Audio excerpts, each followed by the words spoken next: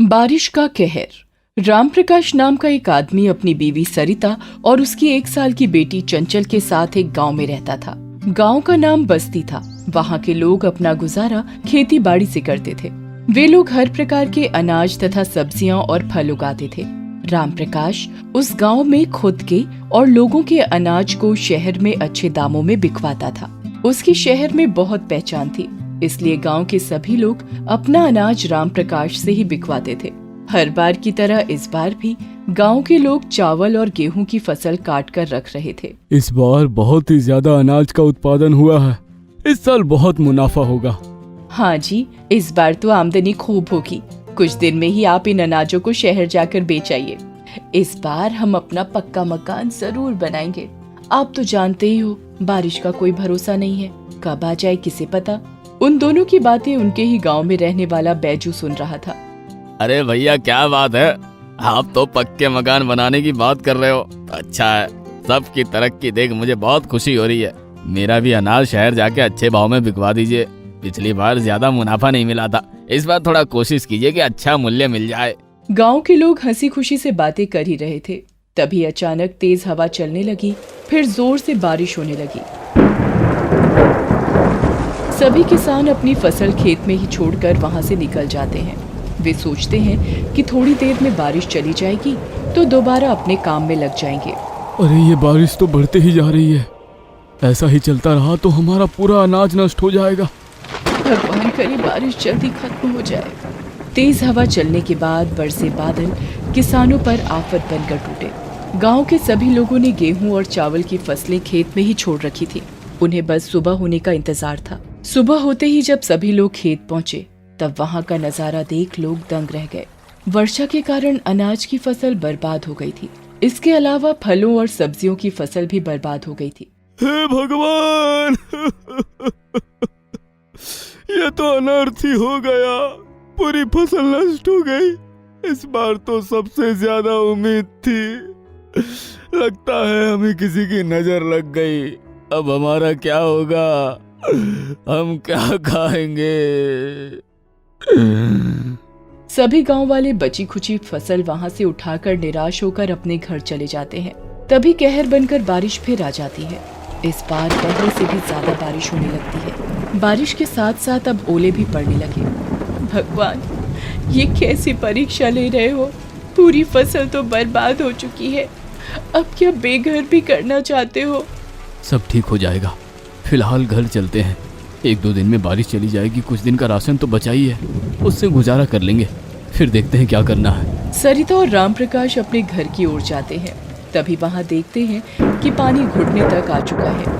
उन्हें डर था कि अगर बारिश ऐसे ही होती रही तो घर के अंदर भी पानी भर जाएगा। जिस बात का डर था आखिर वही हुआ। पानी तो अंदर तक आ चुका है। चलो सरिता, जल्दी से सामान ऊपर माले पर रख देते हैं, नहीं तो और बर्बादी हो जाएगी। उस रात किसी ने ना कुछ खाया और ना कुछ पिया। घर के सभी लोग माले पर जाकर रात गुजारते हैं। सुबह हो जाती है, लेकिन बारिश थमने का नाम ही नहीं लेती। घर के बाहर रामप्रकाश देखता है कि सब कुछ नष्ट हो चुका है। गांव के कुछ लोगों का घर भी ढह चुका था। उन्हें डर था कि कहीं उनका भी घर बारिश के कारण ढह न जाए। सुनिए, बारिश का कोई भरोसा नहीं है। अपना घर कभी भी ढह सकता है। हमें अपने लिए कोई दूसरा ठिकाना ढूंढना होगा। दोनों अपनी बच्ची को लेकर कहीं और आसरा देखते हैं, लेकिन वहाँ के सभी लोगों की हालत उनकी तरह थी, तो उनकी मदद करता भी तो कोई कैसे करता। कुछ घंटों चलने के बाद रामप्रकाश को एक ब्रिज दिखता है। वो अपनी पत्नी और बेटी को लेकर उस ब्रिज के नीचे चला जाता है। सरिता, जब तक हमें कोई मदद नहीं मिल जाती तब तक हम इसी ब्रिज के नीचे रहेंगे। अब घर जाकर तो कोई फायदा नहीं, वो पूरी तरीके से नष्ट हो चुका होगा।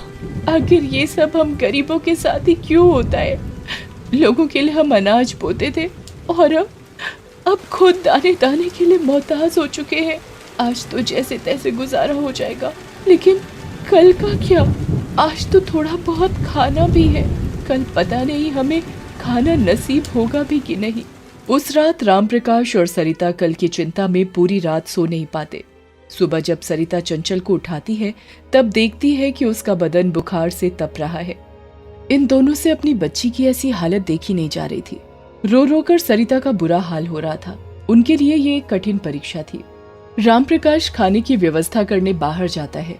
तभी उसे पता चलता है कि बाढ़ के कारण जिसका घर नष्ट हो चुका है उसे सरकार की तरफ से खाने पीने को मिल रहा है। वो जैसे तैसे भीड़ में घुसकर खाने के लिए ले आता है। सुनिए जी, इसे तो बहुत तेज बुखार है, अब हम क्या करें, कहाँ जाए? हमारे पास तो पैसे भी नहीं बचे हैं। हे भगवान, अब और कितनी परीक्षा लेगा तू हमारी?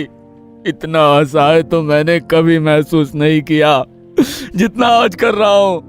पहले तो तूने हमारी पूरी फसल बर्बाद कर दी, फिर घर, और अब मेरी बच्ची की जान पर ही आन पड़ी है। इतना निर्दयी तू कैसे हो सकता है? अमीरों को सुख और गरीबों को दुख तू क्यों देता है? ये सब देखने से पहले मैं मर ही क्यों नहीं गया? ऐसा मत कहिए जी, आपके बिना हमारा क्या होगा? वैसे भी समय ठीक नहीं चल रहा है, तो कृपया करके अपने मुंह से अपशब्द ना निकालिए। फिलहाल मैं चंचल के सिर पर गीला कपड़ा रख दे रही हूँ। अरे, आपको चोट कैसे लगी? आपके सिर से तो खून भी बह रहा है। अरे क्या बताऊं, सरकार की तरफ से हम लोगों के लिए मुफ्त खाना बंट रहा था। मुफ्त का खाना लेने के लिए भीड़ इतनी जमा हो चुकी थी कि बड़ी मुश्किल से अंदर पहुंच पाया, तभी ये चोट लगी है। सरिता रामप्रकाश के सिर पर रुमाल बांध देती है। तभी अचानक चंचल जोर जोर से रोने लगती है। चुप हो जा बच्ची, क्या हुआ? तू क्यों रो रही है इतना? अरे, इसका बुखार तो बढ़ते ही जा रहा है। मैं क्या करूं, कुछ समझ नहीं आ रहा। पानी से सिर पर पट्टी भी लगा कर देख ली, पर कोई असर नहीं हो रहा। मैं इसे कुछ खिला देती हूँ, शायद तबीयत में कुछ सुधार आ जाए। ठीक है, तुम इसे कुछ खिला दो, मैं देखता हूँ कहीं से कुछ मदद मिल जाए। रामप्रकाश जैसे ही जाने लगा वैसे ही अचानक बाढ़ राहत कार्यकर्ता की नजर उस पर और उसके परिवार पर पड़ती है। पूरी बात जानने के बाद उन्होंने उनकी मदद की और राहत शिविर में ले गए। वहां जाकर चंचल का इलाज भी हुआ और रामप्रकाश के सिर में चोट लगी थी, उसकी मरहम पट्टी भी हुई। कुछ दिन बाद सरकार की तरफ से बाढ़ पीड़ितों को मुआवजा मिला। रामप्रकाश अपने परिवार के साथ गाँव लौट जाता है। वहाँ जाकर वो एक पक्का मकान बनवा लेता है। अब वो पहले की तरह फिर से खेती बाड़ी करने लगता है।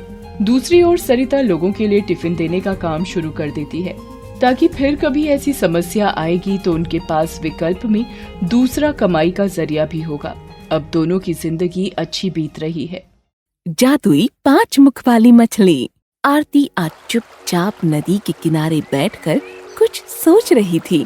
उसके मन में बड़ी उथल पुथल थी, लेकिन नदी के जल को देखकर वो अपने मन को शांत करने की कोशिश कर रही थी। अचानक उसे अपने माता पिता की याद आ गई और उसकी आंखें भर आईं। उसकी आंखों से निकलने वाले आंसू नदी के पानी में गिर पड़े और पानी में हलचल होने लगी। एक रंगीन मछली का मुख दिखाई पड़ा, उसके बाद दूसरी मछली, फिर तीसरी, और ऐसे करके 5 मछलियों का मुख पानी के ऊपर आ गया। अरे, 5 मछलियाँ एक साथ सिर उठा रही हैं।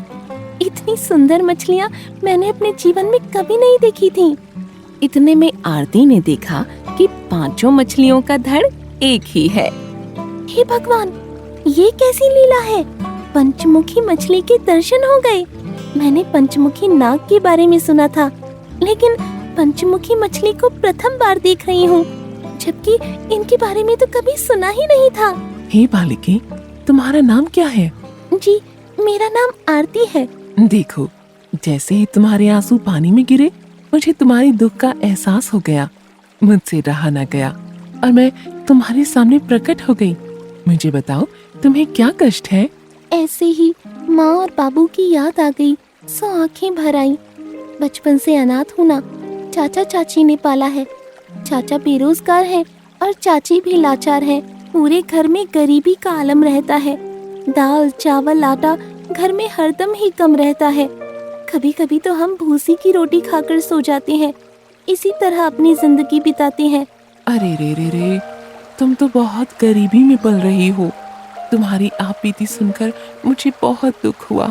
मैं तुम्हारे माँ बाप को तो वापस नहीं ला सकती, लेकिन तुम्हारी गरीबी को दूर भगा सकती हूँ। इतना कहते ही पंचमुखी मछली किनारे पर आ गई और उसने अपने प्रथम मुख से सोने के 5 सिक्के बरसाए और आरती से उन्हें उठा लेने को कहा।